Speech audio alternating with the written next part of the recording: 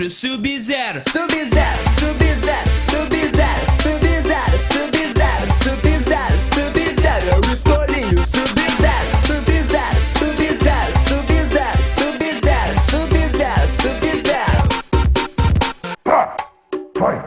1, 2, 3, 4. O Kano era um caolho especial, ele não faz Night Wolf, índio velho, tinha o cachimbo da paz. Também chegado no fuminho, tinha um smoke muito massa. Da onde que tu acha que saía sua fumaça?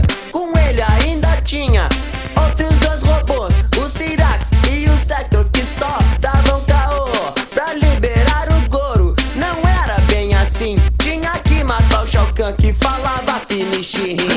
Depois de muito tempo descobri qual é que eu quero.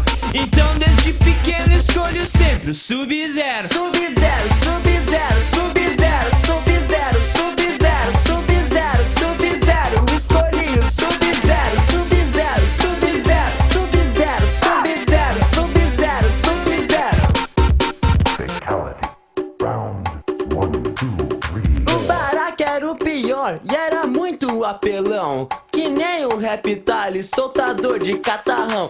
Acendeu e seu cabelo tinha uma garganta boa. Striker traficante, é nós que voa. O Motaro dava medo, na real era fichinha. Já de Yucabão, quem pegava era a bichinha.